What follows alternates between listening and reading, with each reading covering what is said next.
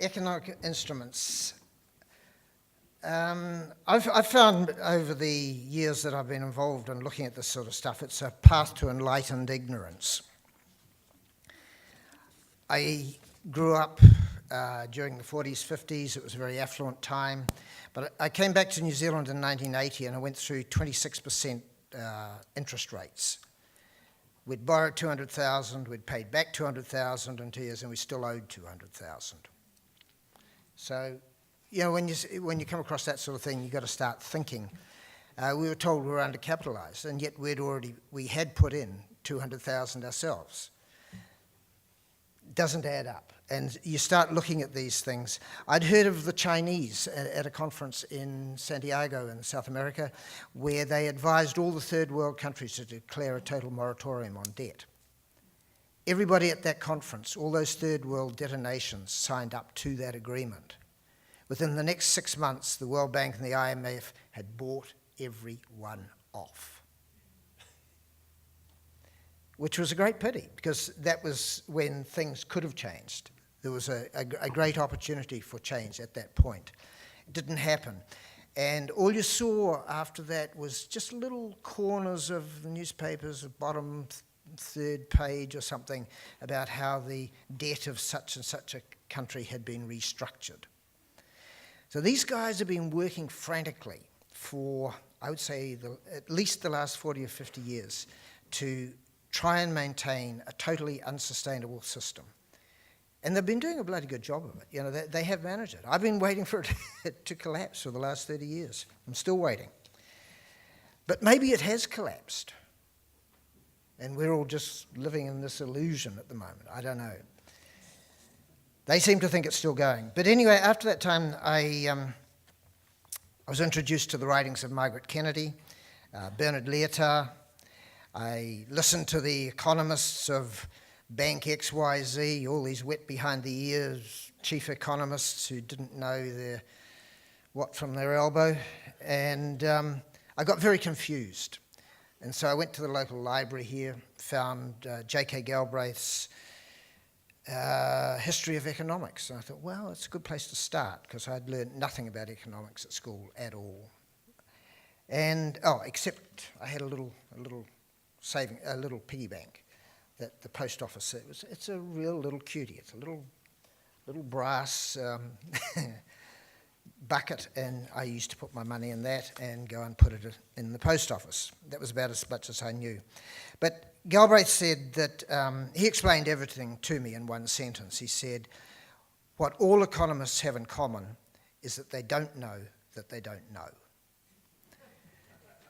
And that explained it. It all became clear as mud. It was very clear. And what we've come to depend on is all these specialists, these people who come out of college, they do a degree in economics, and that is it. They stay within that narrow confine. Now, there's a lot of really good economists around, but any of them, you'll find, have got degrees in other areas as well. They've become much more generalised in their knowledge. And it's the ones that don't. We've got to get that balance right, where we've got people with a whole range of skills all putting in, and no one person with those skills can run everything. So we need cooperation, we need collaboration. And it's interesting, somebody pointed out the other day, collaboration is what they call cheating when we were at school. We were taught we weren't allowed to cheat. We were taught we're not allowed to collaborate. We've got to compete. We've got to get out there and beat that other bastard before he takes more than, or takes some of our share. And I was very privileged to be able to go to the Galapagos Islands last year and started reading up a bit about Darwin, and was intrigued by the way that the economists have hijacked Darwinian theory. And I think it was an economist who came up with the phrase survival of the fittest. That was not Darwin's phrase. And what he was studying in the later years of his life was how the most successful species were the ones that worked together, the ones that cooperated. the ones that collaborated. Now that doesn't make us a very successful species, because we're out there competing like hell with everybody else, trying to get more than what we need, more than our share. So I have to then question, well, are we on the road to extinction? Because that's what happens to species that don't collaborate, don't work together. Just a question. But I think that's all I can do, is come up with more questions. Looking at all the things we were taught, and yet the things that I see that we need to be believing in are the opposites almost. We need to be learning to cooperate, to collaborate, diversify. We need to bring in resilience. Specialization is for insects. In one of Bernard Lyotard's YouTube clips, he looks at a natural law which takes a resilient system as opposed to a highly efficient system. And the more efficient a system is, the less chance it has of surviving, because it becomes so specialized that one little thing can tip it over and it'll crash. And his analogy there was a rainforest and a pine plantation. Pine plantation, you chuck a match in it, boom, the whole lot can go up in flames. You chuck a match into a jungle though, and it'll splutter and fart around and might burn out a few little things, but it's not going to take out the whole forest. The jungle is not nearly as efficient as that pine plantation, but it is far more resilient, and that's really what we need to look at. Have any of you watched The Story of Stuff? Who knows the little thing, The Story of Stuff? There's a few of you out there. This is a wonderful little learning thing that can be used, especially for young people. It goes through the story of stuff, the story of cosmetics, the story of energy, the story of finances, I think. And the last one they did was the story of solutions. It's an excellent view, little 10, 15-minute clips, and as an educational tool for young people, I think it's excellent. And one other little thing, yesterday I heard of Chorkle. Who's heard of Chorkle? Good. Yeah, you were there. Chorkle seems to be a platform by which people who want to learn and people who want to teach can get together. You don't have to be a trained teacher. And where so much of what we seem to be doing wrong is that we're all off in different rooms doing the same thing. Whereas if we all want to do the same thing, we've all got to be in the same room. So it's wonderful to see you all here, all in the same room. Let's do it. Thank you. So as Lawrence said, time banks are a community currency, and all community currencies are specifically designed for different purposes. And so the main purpose of time banking is to strengthen the core economy of family, neighbourhood and community by valuing work that's not otherwise recognised or valued. So time banks can be described in a few different ways: mutual service, pay it forward, neighbourhood help. And the basic concept, which I'll go over again, is quite simple. Give an hour of your time helping someone, and you earn an hour of someone else's time helping you. So typical trades involve tasks such as gardening, computer tuition, mending clothes, transport to appointments, and pet minding even. Trades are recorded on a website where each member has their own profile and account, and members earn time credits for the work they do. And I'll just add in here that with our Kaitaia Time Bank, because we do have a lot of people that don't have computer access or don't have computer skills, about a quarter of our members at the moment, we've developed a system where those members can still participate fully, and that's through texts, phone calls, paper newsletters, a buddy system, and also face-to-face events that facilitate trading. So most people really like the basic concept of time banking, which was pretty neat in itself. But as a time bank develops and deepens involvement, not just with individuals, but also with groups and organisations, then profound changes can start to happen in how communities function.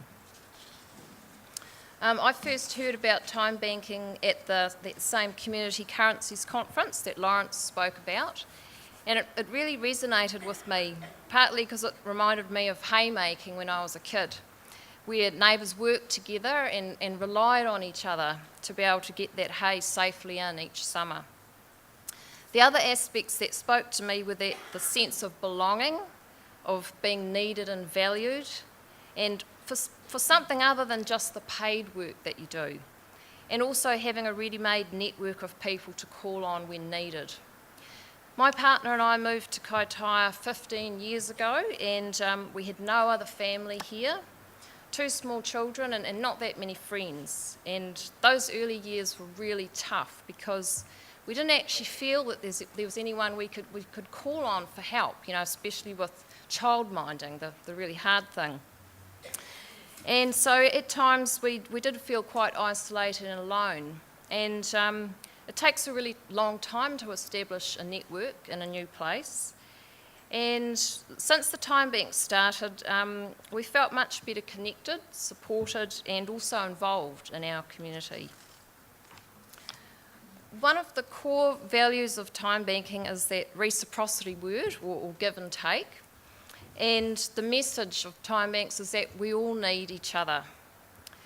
And I think for a community to function really well, everyone needs to be able to contribute.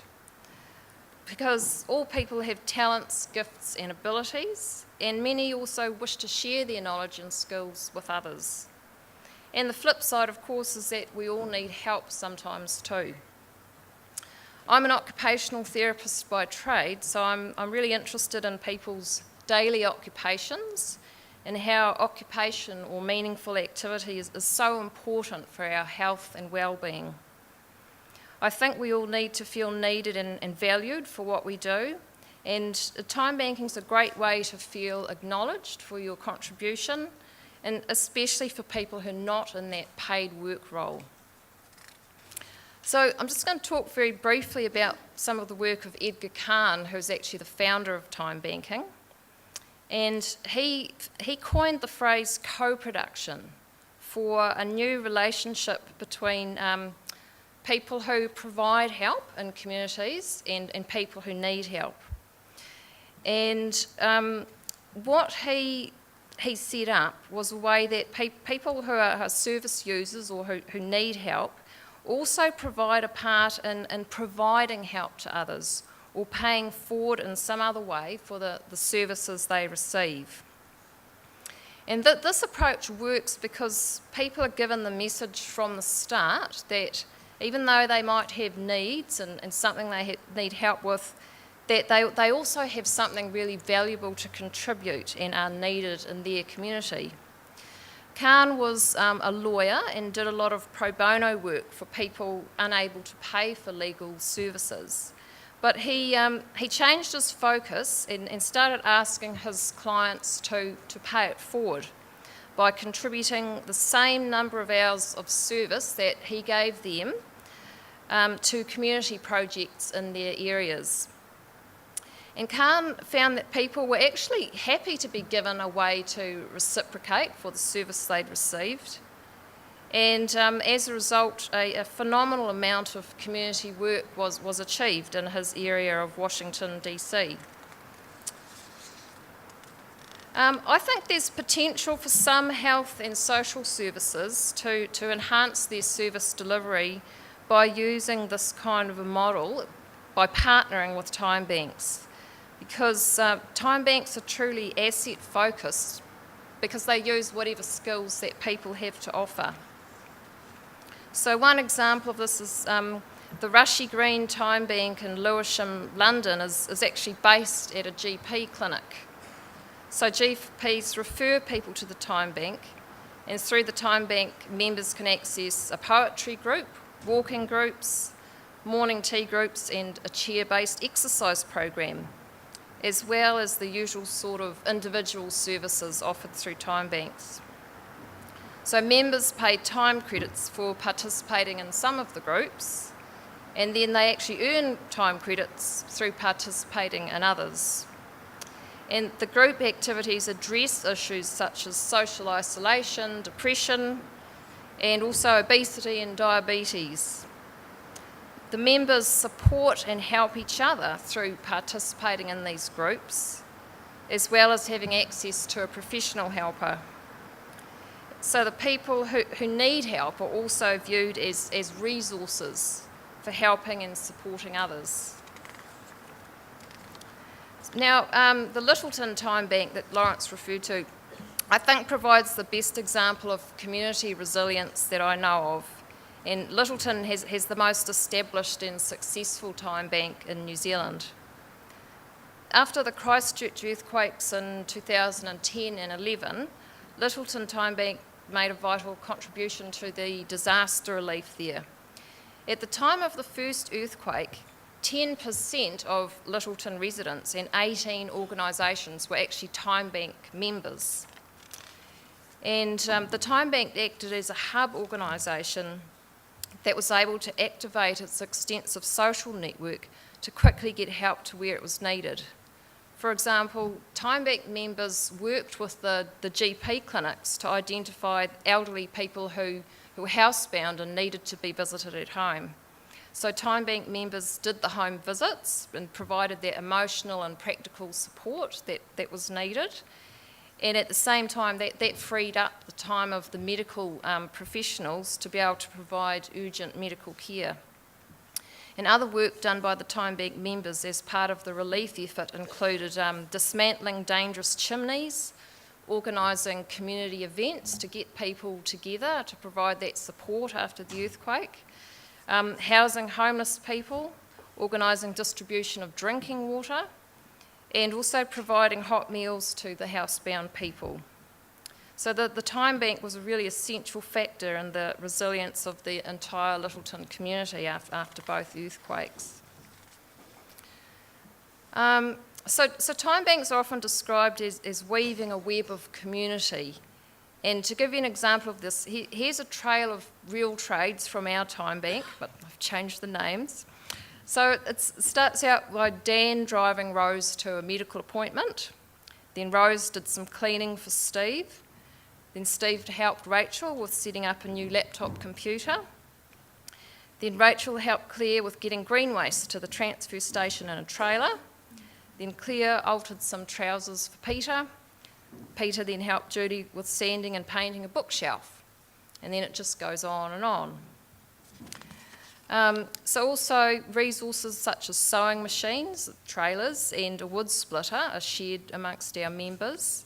And we also use the Time Bank platform for carpooling and free cycling, the fancy term for giving away stuff that you don't need. What I've found personally really rewarding and interesting through my involvement in Time Bank trading is how existing friendships have deepened, and I've made a lot of new friends as well. And I've been intrigued to kind of reflect on the fact that even people I considered friends before joining the Time Bank hadn't actually asked for my help very much, and I hadn't asked for theirs. So being part of a time bank seems to remove that obstacle to asking for help that a lot of us have. So Kaitaia Time Bank started at the end of 2009 with a trial group from Transition Town Kaitaia. And after quite a lot of groundwork and development, we opened up to the public a couple of years later. There's about 50 members now and quite a bit of good trading going on. We don't have any external funding at this point in time, but there's 6 of us who on a volunteer basis cover all the admin tasks. We're based at the Eco Centre across the road from here, in the old lighthouse building, and the office is staffed on Tuesdays and Thursdays. And we meet once a month, and we also have to fundraise regularly to cover our costs. So there's a couple of different platforms for sharing information amongst all the different time banks in New Zealand. I believe there's about 30 at the moment. And those platforms have been incredibly helpful in getting our time bank up and running here. And there's a national time banking conference held most years, which again is fantastic for networking and support.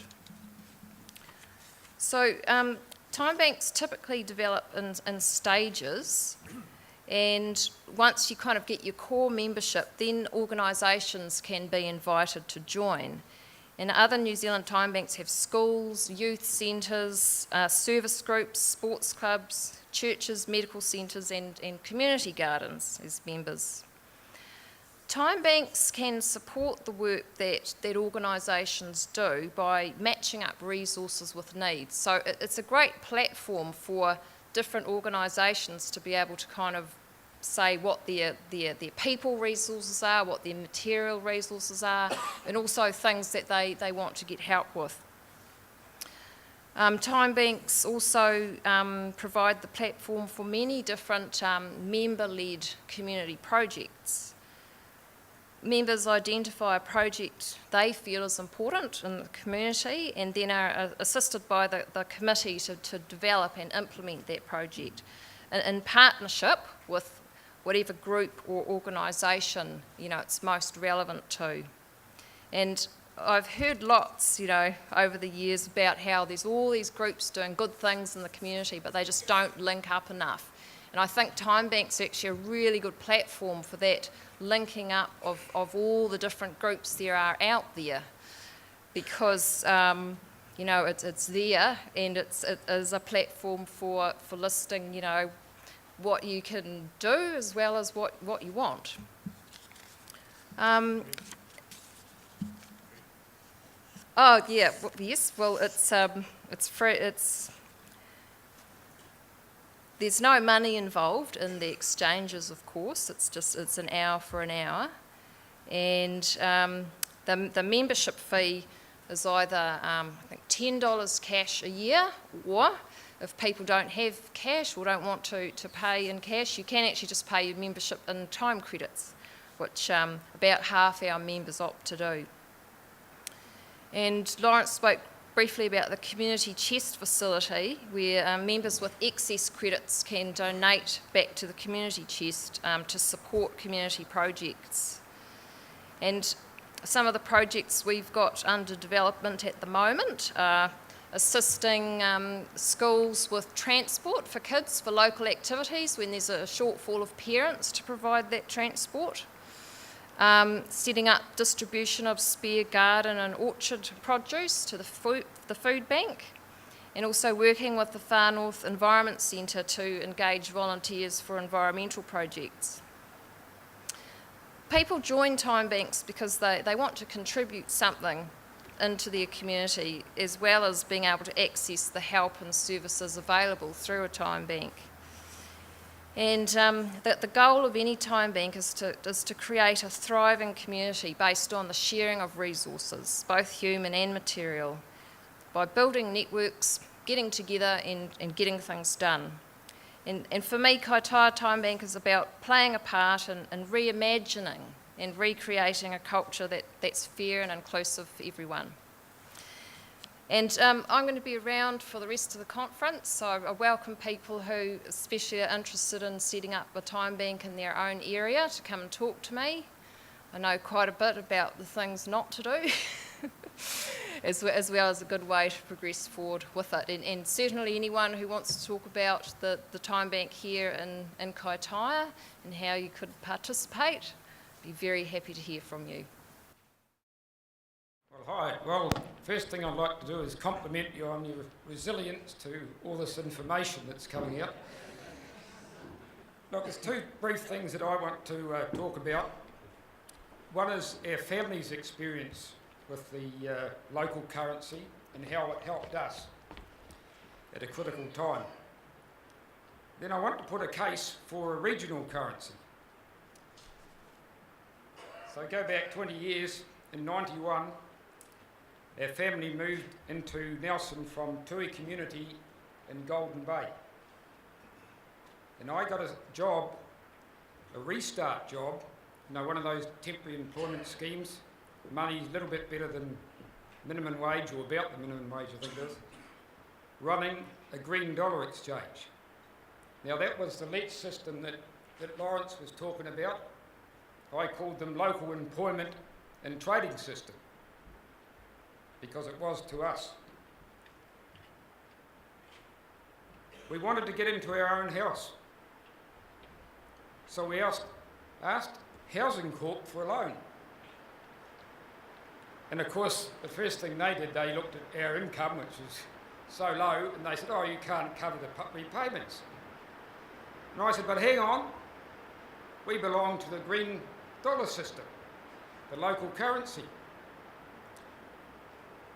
So I put it to them that as we could buy food items, firewood, and so on, in local currency, we did in fact have enough spare New Zealand dollars to cover the loan. And they said, well, we haven't heard of that one before. So I explained again, and this went on for 3 or 4 weeks, backwards and forwards, while they grasped what I was talking about, and they said, okay. So we got into a house, local currency. That's the local currency for you, resilience. Well, we got into this house and the carpet was pretty grubby. People had been partying there in the weekends, or maybe all week, and probably know the smell. We got this guy around on green dollars, local currency, and he had a good machine, and he was cleaning the carpet, and just what Rebecca was talking to, and Lawrence, when you're part of this network, you explain to people what your needs are. And it's incredible because you're part of a network, social capital. And we said, look, we've got this clapped out old Holden and it's due for the scrappies. It just won't pass the warrant and so on. And he said, I've got a second car. He said, and I don't want it. He said, you can have it for a couple thousand green dollars. So we raced round to the committee that was the governance of the green dollar system, and we said, could we have an overdraft of 2,000? And they said, oh yeah, we can see that you can work up through the zero again that Lawrence was talking about. We can see that you have a record. We know who you are. We trust you. So we got a car. So here we had the house to live in, and a car, good transport that lasted us for 5 years, and we went to the bottom of the South Island back several times. It did a lot of work for our business, had veggie crates and everything in it. And that's the next part of the story. We've got this good car, transport, and we're out in the country working for an organic farmer, weeding carrots. We actually thought there must be a better way to be involved in organics than weeding carrots. Anyway, I said, I'm working at the local market selling my goods, just like we heard from the gentleman earlier this morning. He said, but I think there's a demand for a shop in town during the week so we can sell produce during the week. And we said, right, we're into that, because the restart job, you understand, was only a temporary one, and we needed something more permanent as an income. So we formed a partnership that came about by being part of the network of a local currency, job creation. We were in the organic green grocery in Nelson, my wife and I. That's my wife way down there. Hello, Trish. She's the trader of the family. She was the one that could really seek out the deals and knew how to network. And that business, as I said, we're in there for 12 years, and in that business, typical small, it was literally a corner store. And, we turned over 400,000, 100,000 in the finish. So we created that business, all because we were on that network of local currency. And in that business, during that time, we accepted part payment in green dollars. And we employed people, partly on green dollars. Local currency, complementary currency. And I must go back and point out what Lawrence was saying. That car, really when you think about it, the full price of that car was lent to us interest-free by the community of members of that local employment and trading system.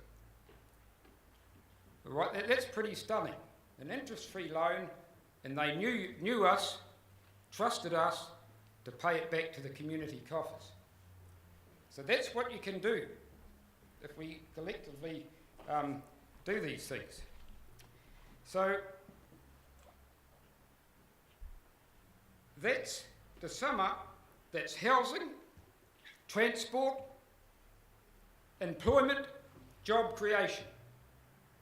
All happened to us, our family, my wife and I, and 2 primary age school kids at that time. So, you know, we were on a pretty low income, having lived in a community for 7 years, and our capital was rather diminished. So that was really important.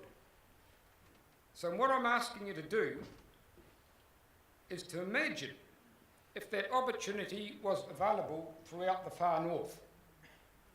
A local currency that assists in housing, transport, job creation, employment. It can help in all those things. It requires us to do some work. It requires us to design a system that will do that. And I think we need to. I think that this conference is about an invitation to work. And that's the sort of thing that we can do. And that leads us on to a regional currency, a proposition for a regional currency. During the last 5 years, through transition towns in the Bay of Islands, we trialled a let system and a system of local currency notes backed by the New Zealand dollar. Now, there's other people here that you can, if you want to know what happened with those sort of things, you can ask. But for me, anyway, this experience has led me to believe that it is time for a Far North District Council currency to advance the well-being of the Far North.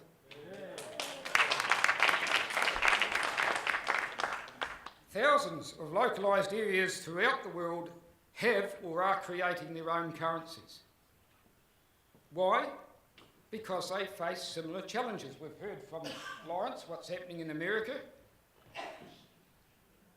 It's very similar. It's happening everywhere. We've heard from Ken about the monetary system. It's happening to everybody. But we have to, I believe we can respond because we've got talent throughout.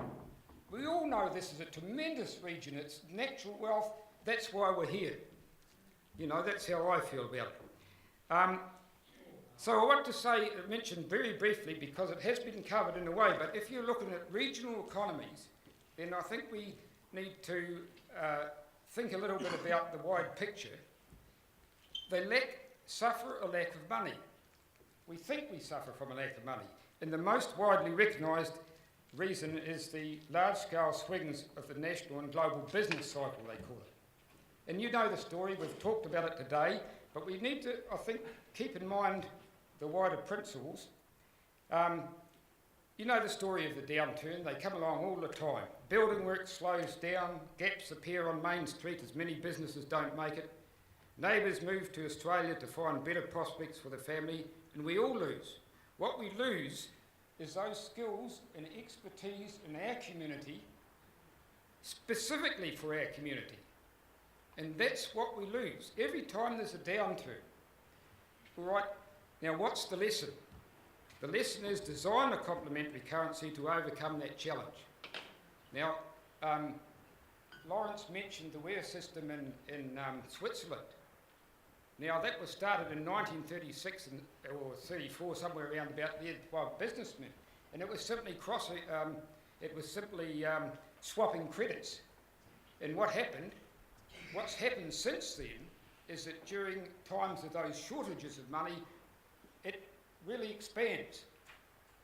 And when the banking money becomes easier, it shrunk. And at least one study from a college professor in America said that's why the Swedish currency has been so stable, because it's had a local currency that's taken care of those downturns. The second reason, as we've mentioned before, the money leaks out of the region. We go down and we shop at the supermarkets, and we shop at chain stores, and so on, and it puts money out of the district. The profits from those places that are not owned locally goes out of the district and is invested in other areas. So we're losing that investment money, and also the banks. If you're banking with Australian banks, what do the profits do? They go out somewhere else. The shareholders are elsewhere. And we've heard several options of how we can keep money in here by having local savings pools and so on. Okay, that was the second reason. And finally, we've got the reason of the nature of the national currency. And we've heard it before, but I don't apologise for repeating it, because it's very important, because we've been swimming in this water like the air around us, and it takes a lot of hard thinking to really think about it. Most of the money that we use is created when you or somebody else goes to the bank, and they simply type in these days, they simply type in a debt entry. Now that money has to be paid back over time as you spend it into the community and people do things with it, plus the interest. And that interest is never created, and immediately you've got scarcity. And that's what all this musical chairs is about in the world. There's never enough money in the economy to service the debt and pay the interest. And that's why we need local currency to cover that scarcity. So one thing I want to recommend then is that you have a look at the web page of the Social Trade Organisation. Now, these people have decades of experience at designing money systems to assist regional economies. The experience is out there. They've got the software, Cyclus, which we can pick up, which we as a region can pick that currency, the Cyclus program up, and it will run several types of complementary currencies. So, in conclusion, here's an historic opportunity to develop money systems that are suitable for our place and pass those skills on to future generations, because they haven't been passed on to us. It's a historic occasion. We can pick up the knowledge that we've heard here this afternoon and make sure that we're passing those skills on to future generations. I see a future where people can use the currency systems that suit their needs. It's folly to suggest that one type of money can adequately fulfil everyone's needs. So I support a regional, along with others, a regional currency to increase the ownership of the Far North's ability to create the means of exchange that suits the challenges we want to solve. So I support, joining with others, having a Far North District Council currency to promote the people and economic well-being of the Far North. And I'd be pleased to hear your reaction, and I'd be pleased to talk to anyone interested in the project. Thank you.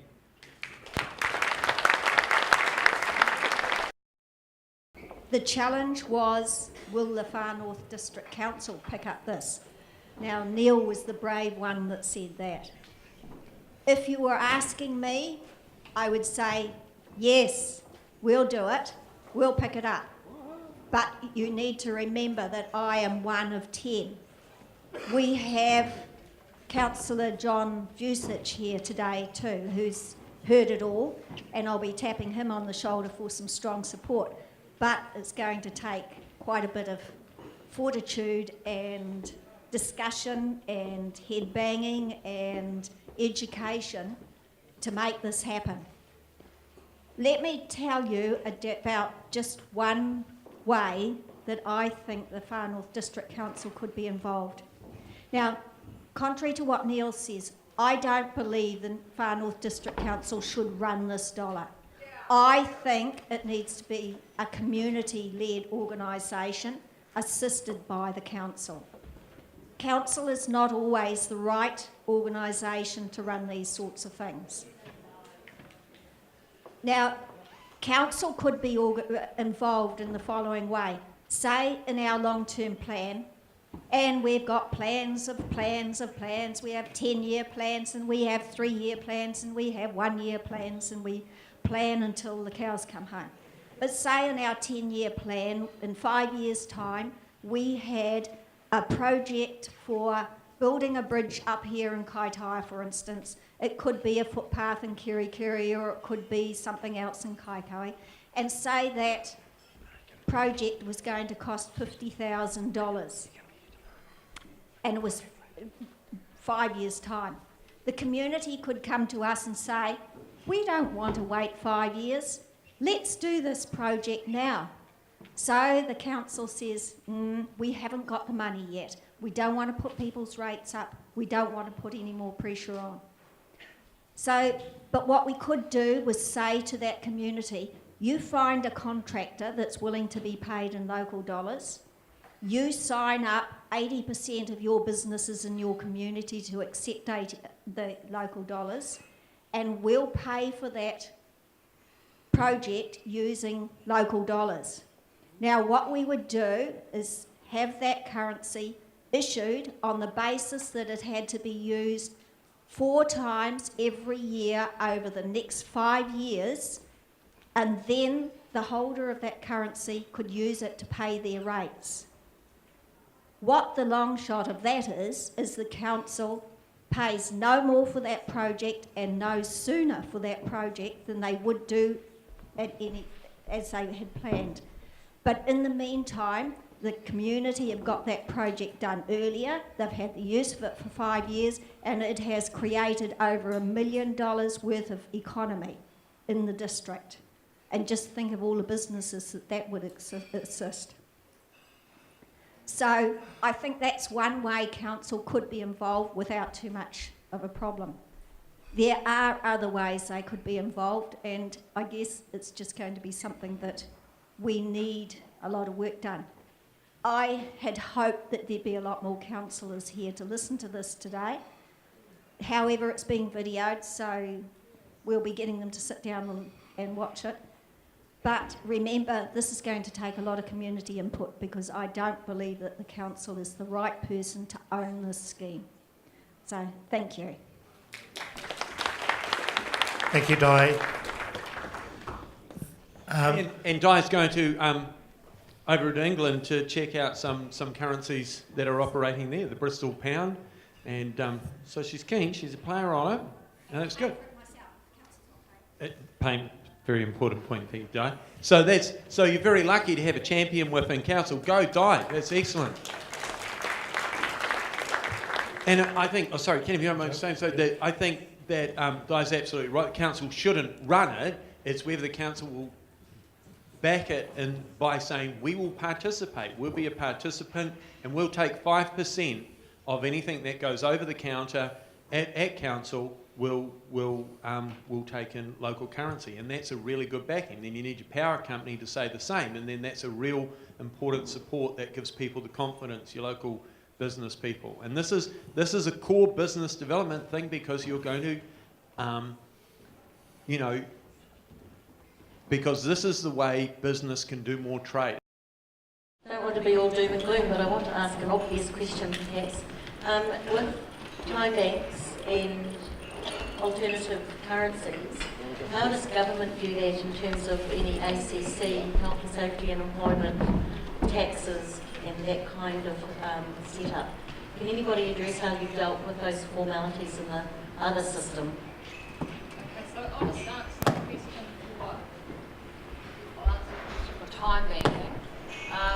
The Littleton Time Bank had communication with IRD quite early on, and so there's a tax exempt status for time bank trading, and here's the rub, as long as it doesn't involve main income earning activity. So people are not supposed to trade in their main income earning activity, and all the time banks kind of advise that that's the way it's supposed to go. But there are some steps being taken in the national time banking movement to take it a bit further and make all time bank trading tax exempt. So we are working on that at the moment. One of the main activities in the far north is looking after children. So I'm not quite sure if the question. Looking after your own children, can you offer that to look after other people's children? Or would that be considered your main income if you're receiving a benefit for looking after children? I'm not sure of the technicalities on that one. In Littleton, everybody who becomes a member of the time bank has a police check. So it doesn't matter if you have got a criminal record or you're a pedophile. You don't obviously give a pedophile a job of looking after children. But maybe they can deliver newspapers, I think as far as ACC and all that goes, this is probably a very fundamental point that they have in Littleton. I don't know if you do that here, but that's what they do. Just on the taxation issue, alternative currencies are not a tax dodge.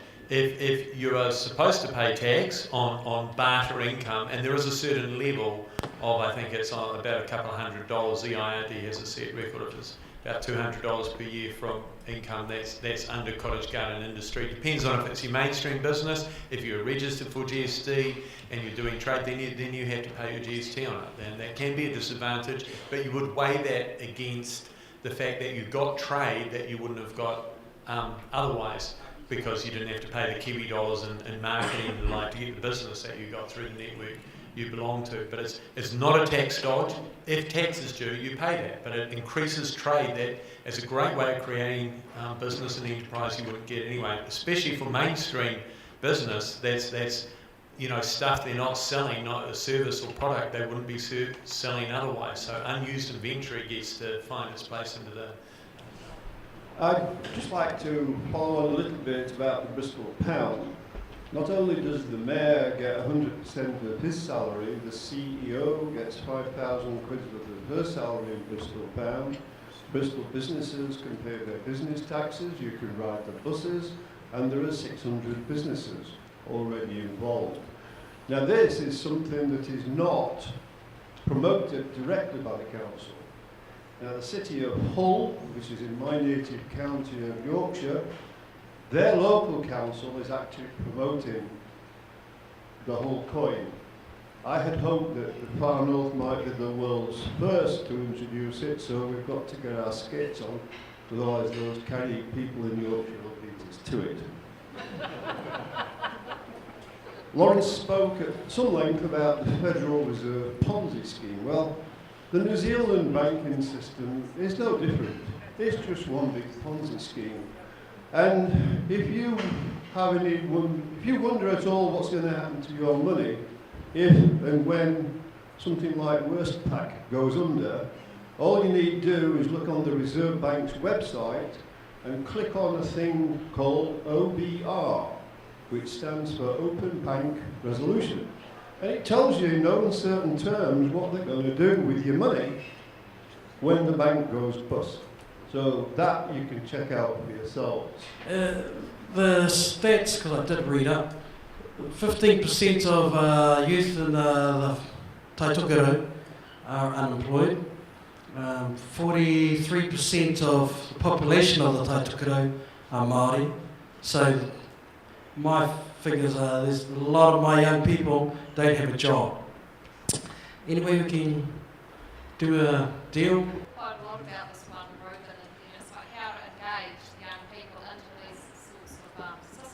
where they can be doing something productive and be getting credits for the contributions they're making. And I have to admit, I haven't come up with any answers just yet, but I'm hoping that some of the people that I've been able to network with at this conference can sort of help along that path. And when I first started the Time Bank, someone came up to me at the market and they said, you know, if you want things to work, you've got to get mildly involved. And you know, I know that, but I don't know how. That's being honest. It's really important, but I just don't know how to do it. So maybe we can, you know, talk some more about that, come up with some ideas to get things happening. Using the regional currency as well could be a good place to start as well. If you have an online buy, sell, swap website, and you know they can go online that works in local currency, then people can get the kind of things that they might like, whatever it is. I don't know what the kids often like, technology or applications, you know, games, you know, cell phones, so that they can buy and sell stuff that they like using local currency, using the platform, the kind of things that they, you know, it's not like they don't like spending time on social media. What I'm trying to allude to, I suppose, we've got this great economy. It's our young people.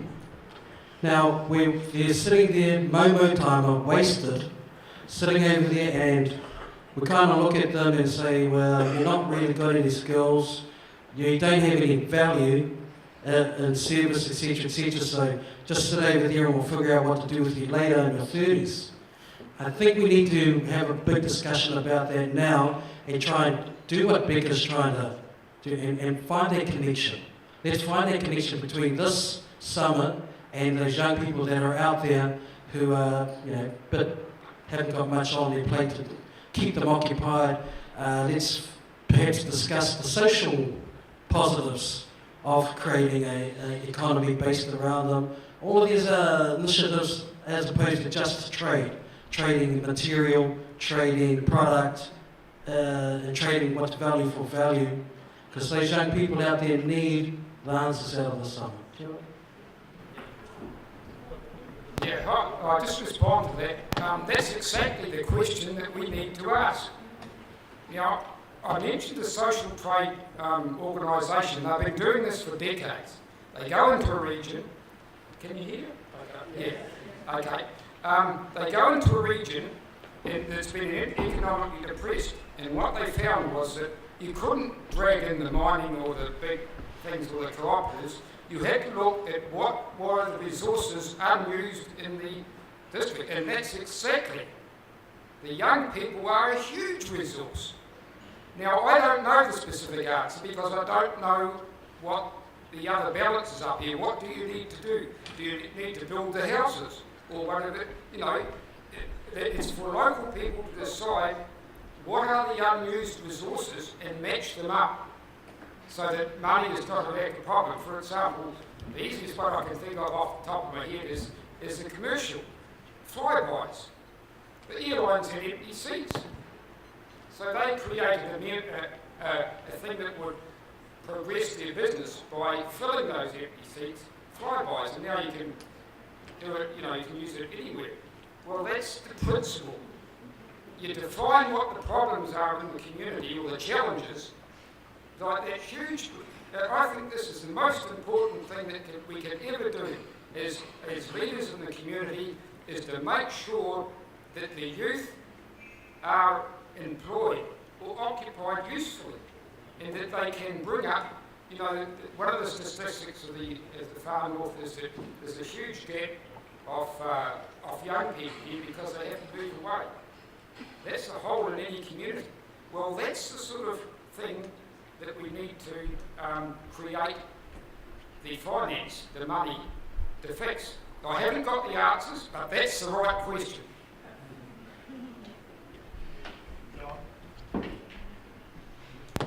Ken. John Maxwell from Kuraraka Russell. Just to follow on from what Ruben and Liam were saying, I'm a member of the Russell Futures organising group, when we first put this to our community to look at things that we could involve our youth in, I invited to the schools to take part in it. We had about a dozen school kids turn up. We did a lot of brainstorming with school kids and with the local people who were interested in what we wanted to achieve. Those school kids put up some pretty good ideas, but we haven't seen them in another single meeting since then. And what I want to really emphasise is we've got to get these kids along to the meetings, and not only have we got to get them along, we don't do what they want us to achieve. We do, or they do rather, what they want. We involve them in achieving what they want. If we do it all for them, there's no value in it. Thank you. I think that the previous speaker hit it on the head. Young people like skateboarding, they like surfing, they like singing, they like all sorts of things. One of the things that the Littleton group did with new members was they paid them to read that book by Edgar Kahn in time hours. Now, there's no reason why you cannot pay young people to teach young people surfing, to teach skateboarding, to organise concerts. You can pay them to go and learn how to pluck possums. You can pay them to do anything you like. Hours don't cost anything for the time bank. The time bank can create those hours into existence through the activities of young people who, when they're paid it, can then use that to get services in return. And that is the challenge, is what do they want? They might want to be able to come to a concert, and the council might come to the party and support the costs of setting up a concert. Then, you know, you just got to be very creative about it and give people what they want, and don't think that time is scarce. It's abundant. We give it away. That's the nature of it. Love that, Brian. And that's about telling the story. It was actually what you were saying, Jane, earlier, also about some of the activities that people do in the far north, that, you know, hunting and fishing and stuff, or you know, doing stuff at home that may not get recognised as a proper job, but as actually a valuable activity and the like. So there is a lot in how you tell the story and how you put a value system around it, like, you know,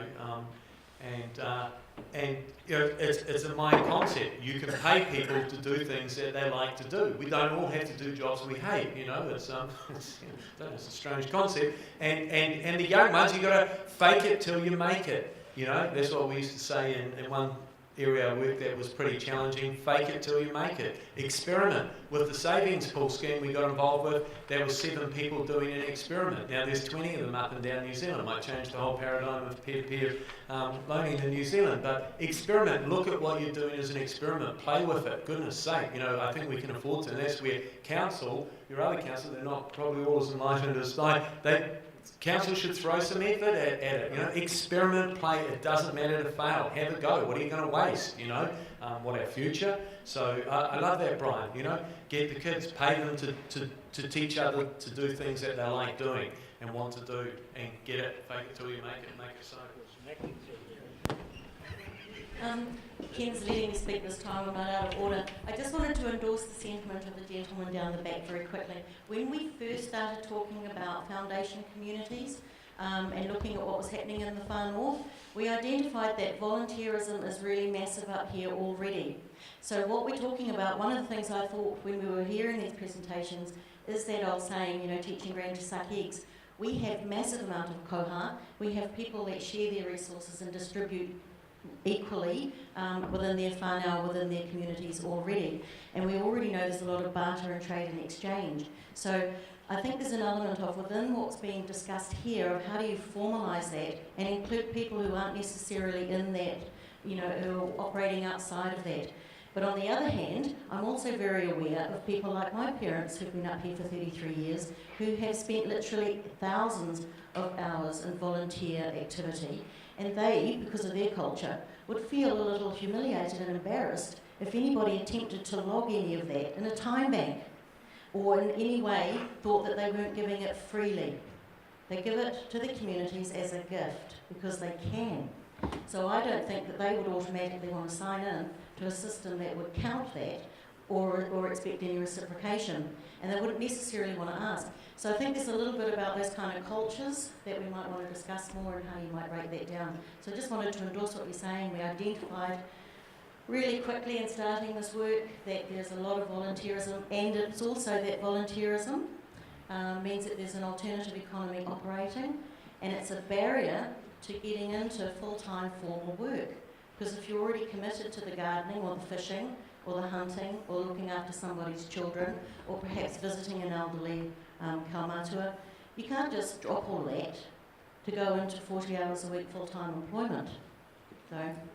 Kia ora koutou, Janine McVeigh from Rawene. I've been in Hokianga for about 40 years. I'm one of those older people, been around forever doing stuff. My particular interest is I'm an educator, I'm a teacher, I'm down part-time, and though I work online, I'm associated with the Rawene campus. Now I actually, and coming back to really what Ruben was saying about young people, the campus is hugely underutilised. In the normal way that things are, evenings, weekends, holidays, Christmas, all that, I think it really needs to be a kind of maker space, and it really needs to be, actually the land belongs to the council. Councillors, please take note. Quite a lot of the buildings were put there by the community. Mainly what the Polytech does is pay tutors and provide things like computers and some of the other equipment, furniture and stuff. I would love to see us working alongside our council and North Tech and anybody who's interested in using that as a kind of a makerspace or a resource for any kind of, anything to go on the lines of what Lawrence was talking about, whether it was mutually educational or creative or just a sort of a base space for all sorts of things that people could do. So that would be what I would really like to see. So I think we'll get some conversation going like that from the staff and so on shortly. Janine or Janet? Janine. Janine, and you'll be surprised when you open up a place like that how much things get donated. I've seen whole beautiful workshops and all the tools were donated, some things like lathes that would have been scrapped and the like. Stuff starts coming out. I've seen it with a green bike scheme as well, where suddenly the place filled up with bikes, and we didn't believe it would happen, but the other people in Palmerston all said, you watch, it'll happen. So you open the doors and the stuff, people love to do it, and then people come forward who've got skills in welding or the like, and they want to give it. And then art tutors, horticulture tutors, painting tutors, te reo Māori. I mean, there's all sorts of things that people could do that, use that place for, and it's got beautiful subtropical gardens and fruit trees and do it. And it should be fun, creativity, art. It's beautiful. I want to come visit. My name is Karina. I'm from Switzerland, and I came here to Kaitaia for the first time on Friday. And I spent the weekend with lots of youth during the Life Hack weekend that took place in Kaitaia. Life Hack is a program that engages young people to create well-being projects with a technological aspect to it. So I saw the most amazing, inspiring young people in your community who stepped up and said, we want to support young people in our community. So young people are really there, and they have amazing ideas, and amazing projects came out of that weekend. One project here in Kaitaia is the project Opportunity that wants to connect all these offers like Time Bank and Janine, like a space like that, and all the tutors that are there to support young people. The project Opportunity wants to connect those offers with the actual young people that it often doesn't reach. And another cool project that came out of the weekend was a group of music teachers who want to teach young people how to sing and develop their creative arts and get employment through that. So there's so much great stuff happening, and anybody who wants to connect with these young people, please come and speak to me. They're full of energy and want to create change. Thank you, Karina. Gail, and then the microphone to Nicole, please. I just had a really small question for Rebecca, because my understanding from what you said before, Rebecca, about your time bank system was that the people who are the committee or the organising group, that they don't actually get paid for what they do. And I wondered what the barrier was to paying yourself in time so that everybody shares the time, because I think when people are doing roles like that, it's really important that groups appreciate their time as well, and it's part of that. So I just wanted to know if there was a barrier to that? That's a really good question. And when our time bank first started out, there was a very small number of us, and everyone got paid in credits for the time they were putting in. But we found the time bank was just too small at that time to be able to kind of really work properly while we were all being paid credits for the time that we were putting in. As time banks grow and get bigger, and there's more diversity and more people, then it becomes more possible for that to work. And I've been thinking myself, we're just about at that point now where we can start being paid for at least some of the hours that we put in to run it. And that is a good point, because in order for it to be sustainable, those of us putting in those hours really do need to be credited for our time. Thanks, Rebecca. Nicole? I'm Nicole Foss from Canada. This is my field, so it's a tremendous interest to me, and especially to see what people are actually doing in this area is absolutely fascinating. Now, what happens when you don't have enough money in circulation, as we heard, is you create a situation of artificial scarcity. So coming up with your own form of liquidity allows you to resolve that situation of artificial scarcity. So you have the resources, you have the people, but if there's not enough money in circulation, you can't connect the two, and it's very difficult to actually utilize the resources. So even under current circumstances, having something like a local currency can make an enormous difference, because then you do have a mechanism to utilize the resources you have. And because the local currency must circulate only in the local area and can't leave, it's a tremendous support for the velocity of money locally. I would like to point out, though, that it's not just under current circumstances that this will be useful. The future is going to be a lot more unstable than people think at a global level. Jeff was talking about the global Ponzi scheme. Well, pyramid schemes like that don't last forever. They implode. And 2008 was, as was pointed out earlier, the warning shot across the bow. It was not the main event. That's still to come. The resolution of the enormous amount of global credit and debt is still ahead of us. And what this will do when the credit dries up, and we got a sense of credit drying up in 2008, but only a sense of it, what will happen when the credit does dry up in earnest, because it's the vast majority of the money supply, there will be very, very much less money in circulation than there is now. So these local currencies that you can start now that have a benefit today could have an absolutely staggeringly large benefit tomorrow, because then you will really be seeing the situation of artificial scarcity. When bubbles burst, that's what they create. In the 1930s, in the global Great Depression, the people who lived through that time said, we had everything except money. All the people, all the resources. In the States at the time, they had a virgin continent's worth of resources. They couldn't do anything with it because they crashed the global operating system, which was the financial system. So the places that were able to resolve that situation of artificial scarcity with a local currency did very, very much better. However, a money monopoly is the most significant power that you can possibly have, so it will be defended. And it's going to be harder to do some of these things in the future. It's especially going to be harder to have something issued by a local government, even although having something issued by a local government when you can pay your rates in it is the most effective mechanism for introducing a local currency. It will be difficult to do that.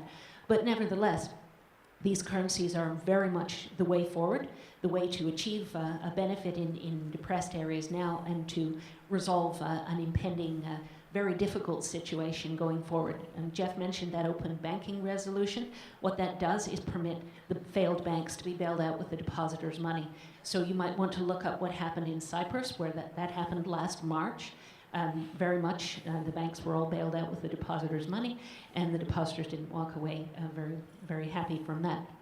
So that's the kind of situation that's coming, and what you're talking about here today is the way to navigate that period of crunch and then reboot the operating system. About people who are already in the habit of being helpful to others, may be resistant to the idea of formalising and having their contribution counted. I think it's helpful to have a look at the relationship between the giver and the receiver. It is a kind of a relationship that is like this, top down, the giver and the receiver. Now, there is a place for that. There is a time and place for charity. We need it. However, where it is an option, and I think it is very often an option, Rebecca mentioned co-production earlier. This is where we turn that relationship on its axis and we have a dance between the giver and the receiver so that both are equally giving to one another in a circle of giving and receiving. So that changes the whole relationship. It's about the dignity, preserving the dignity of the receiver. It's also about levelling out and helping us to be more comfortable as receivers. Because most of us much prefer to give than to ask and receive. That's, I think, we need to get over that. The other thing is when I organised a presentation about time banking in our area in the Wairarapa, and we had the coordinator from the Wellington Time Bank describe the first 3 months of activity in their time bank in Wellington.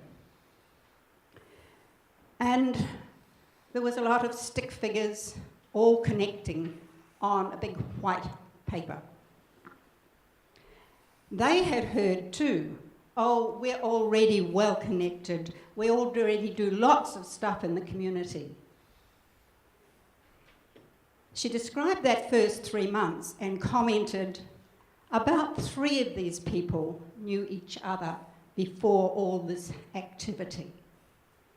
So the opportunity to, if you love giving, the opportunity to extend your capacity to give is enhanced if you're part of a time bank.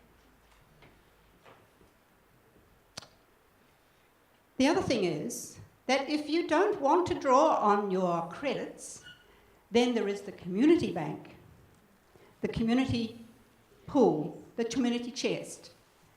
And so you can contribute as much as you like of your accumulated credits into that community chest. That means actually that the original gift of your giving has been doubled. You have doubled your gift to the community. You have preserved the dignity of your partnership in trade, so we say, and you have extended your capacity to reach others and to be ministered by others, and you have given twice, because now that community chest can enable so much more in your community.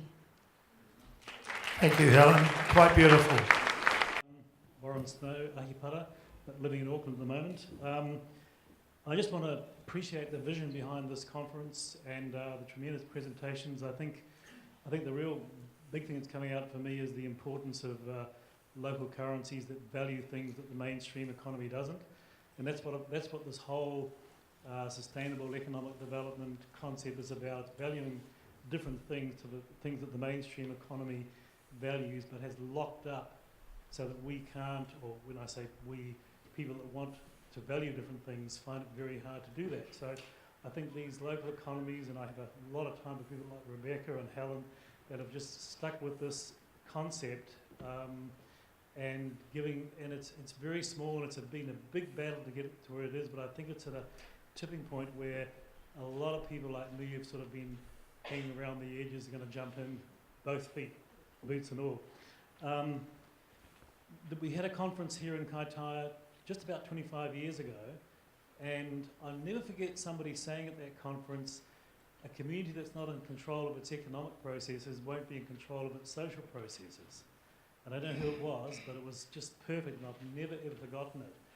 And no matter what you say, you need a means of exchange, and the means of exchange has been captured by corporations that are finding ever more creative ways of getting into the community till, if you like, and sending that money straight back out of town, and it's not refreshing the economy. So I just did a little calculation here, and I'm not very good at maths, so I got Norman here, who seems a little better than me, to help with the calculation, and we worked it out. I wish to wish her a denial. Yes. Well, no, he's not that good. It took him a while to work it out. But anyway, we worked it out that if you were to divert, if half of the people in New Zealand were to divert, say it's only 2.25 million people, were to divert $10 of their money away from things that take that money straight out of town to the local economy, like buying, I use the example, buying your relish and your chutney and your jam at the market, and buying your fruit and veggies at the market. So $10, half the population spent $10 a week.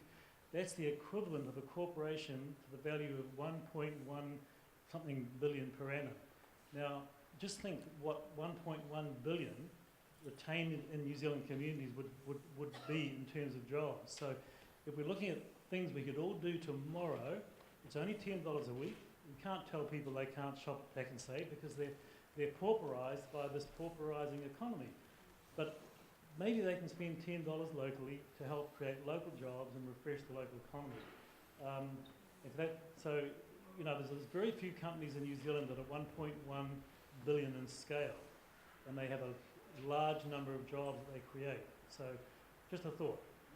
$10 a week. Let's give it a go. Thank you. Thank you, Warren.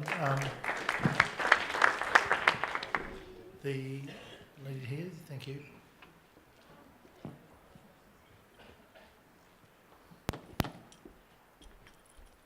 I was struck by the mural out there, not on the head, but in my thought, that the street sides of Kaitaia a century ago were dominated by Shell, British insurance, Hollywood movies, and bought-in groceries.